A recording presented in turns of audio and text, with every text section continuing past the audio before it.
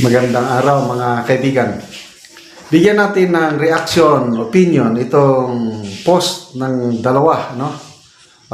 News 5 at saka Mark Anthony Lopez. Unahin natin si Mark Anthony Lopez. Pareha sila ng topic sa post. Sabi ni Mark Anthony Lopez, bakit kaya pinag-resign ni Liza ang lahat?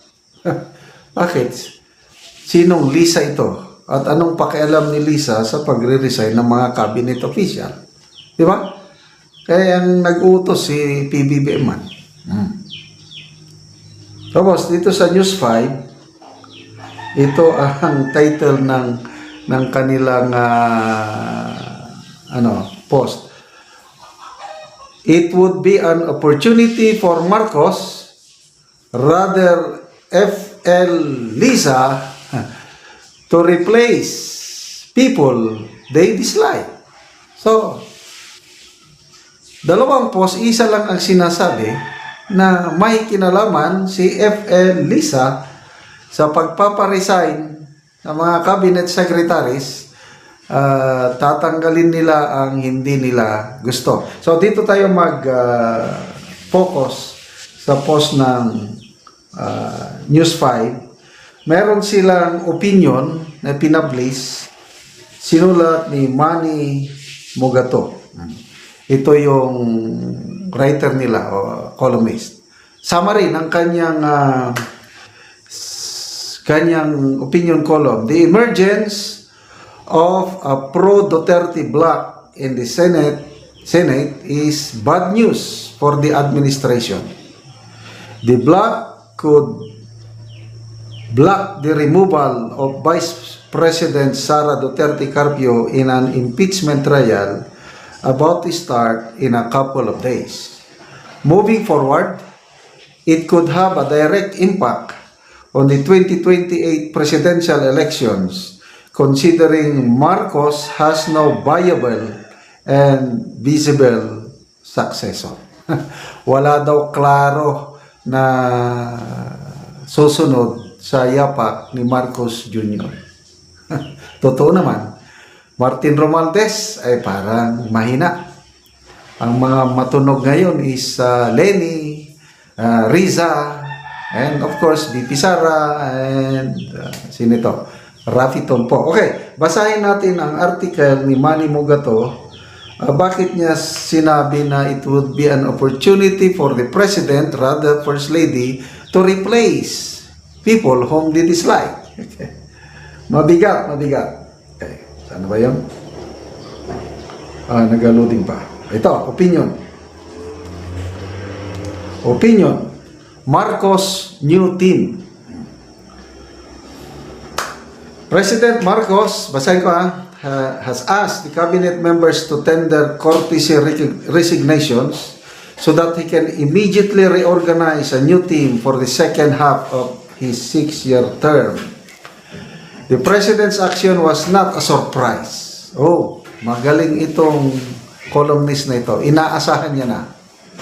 He wanted to clean up the government and replace non-performing executives who would take the blame for the disastrous performance of Alianza Coalition in the just concluded midterm election. Only 5 of the 11 senatorial candidates the President has endorsed won. Tulfo, Lacson, Soto, Cayetano, and Lapid. 6 others lost. On the other hand, former President Rodrigo Duterte political allies won 5 seats, joining 5 other sitting pro-Duterte senators. Incumbent, mayroon ng 5 na pro-Duterte. Itong election, may nanalong 5. Di 10 na ang pro-Duterte. The emergence of a pro-Duterte bloc in the Senate is bad news for the administration. The bloc could block the removal of Vice President Sara Duterte Carpio in an impeachment trial about to start in a couple of days. Moving forward, it could have a direct impact on the 2028 presidential elections, considering Marcos has no viable and visible successor. Duterte's potential return to power, ito yung pinaghahandaan nila or kinakatakutan nila. Duterte comeback through his daughter would be problematic because she could get back on Marcos, whom she blamed for her father's detention in The Hague. Yes. Sino ang may kagagawan? Bakit nakakulong ngayon ang ating Tatay Digong? Ang sabi ni Vice President, it is the President himself who directed it. Pati si Senator Amy. Yun ang kanilang So, team up na ngayon, Sara Amy. It could also derail Marcos' legislative agenda and initiative inquiries into the administration's perceived wrongdoings, fueling political instability that could impact economic growth. Some have reacted negatively to Marcos' call for courtesy resignation as too drastic. May mga sectors na hindi maganda ang dating. Itong decision ng Pangulo na mass resignation. Hindi daw kan. Already, the markets have reacted adversely to the courtesy resignation, with the stock market soft opening as major indices were shown. Apektado na ang stock market. Domestically, Marcos might be looking for scapegoats to blame the Alianza for showing in the midterm election, despite his vigorous campaigning in the provinces. Talagang umiikot ang presidente. Masipag, kinampanya niya. Talagang, ito na, mamili kayo. Yung madilim na kahapon, meaning Duterte daw. Gusto niyo bang bumalik sa madilim na kahapon o ang maliwanag na kinabukasan? Ay, wala. Ang ginusto ng botante, yung madilim na kahapon. Political observers believe the president would retain the majority of the cabinet members. Ako rin kasi kanina sa Malacanang may okasyon doon. Wala, in-address niya ang kanyang to the honorable members of the cabinet. Ay, kadali. May laman pa bang aking cabinet? Sabi niya, tapos patawa-tawa lang siya. Parang hindi seryoso.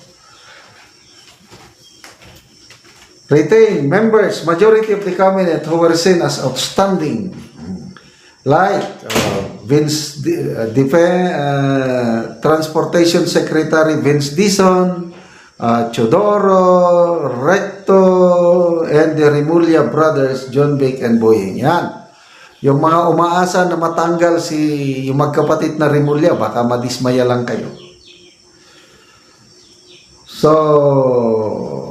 Ito lang ang sinabi, ang mga posibleng matanggal.